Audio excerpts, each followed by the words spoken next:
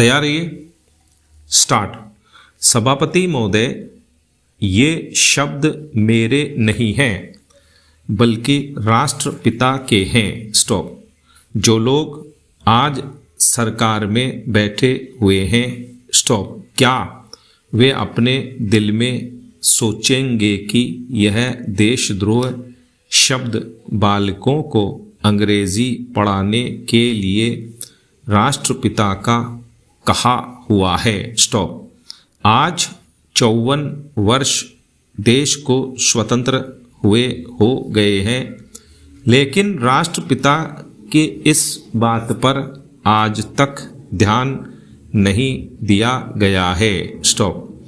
अंग्रेजी भाषा को पढ़ाना क्यों बंद नहीं किया गया और उसको दैनिक कार्यों में क्यों प्रयोग में लाया जाता है?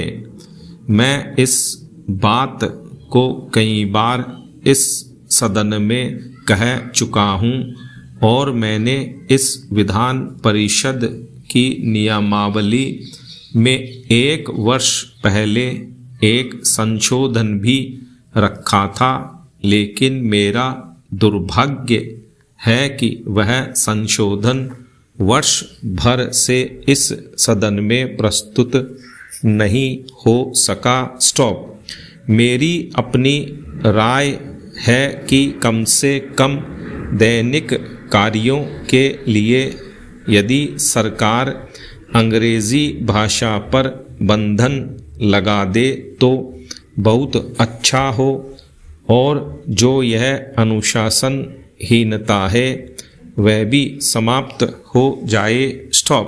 पैरा। सभापति महोदय, जैसा कि मेरे मित्र ने कहा, लड़कों के माता पिता अंग्रेजी का प्रयोग करते हैं और उनके शिक्षक भी उसका प्रयोग करते हैं, फिर बालकों पर उसका प्रभाव क्यों नहीं पड़ेगा? स्टॉप। मैं उनसे सहमत हूँ कि बालकों में नकल करने की आदत होती है। स्टॉप। जैसा वे अपने बड़ों को करते देखते हैं वैसा ही वे करते हैं। स्टॉप। अगर हम कोई बुरा काम करेंगे तो उसका प्रभाव बालकों पर अवश्य पड़ेगा। स्टॉप। आप देखेंगे कि जिस मनोवृत्ति के माता पिता और शिक्षक होते हैं उसी प्रकार के बालक भी होते हैं। स्टॉप। हम दूसरों को तो परामर्श दे देते हैं लेकिन स्वयं उस पर अनुपालन नहीं करते। स्टॉप।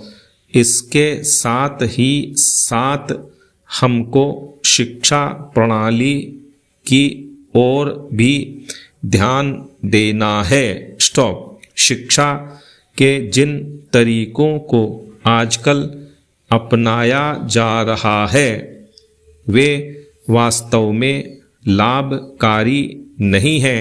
स्टॉप।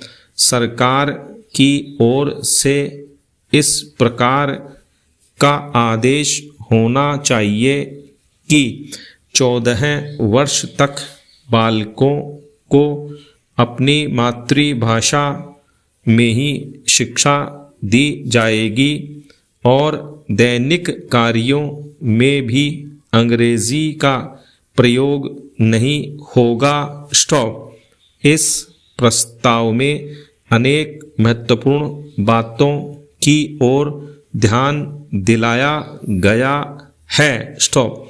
मैं समझता हूँ कि जब माननीय मंत्री जी इसका उत्तर देंगे तो कह देंगे कि हम बहुत सी बातों पर कार्यान्वयन कर रहे हैं। स्टॉप। लेकिन मैं समझता हूँ कि उन पर कोई कार्यान्वयन नहीं हो रहा है। स्टॉप।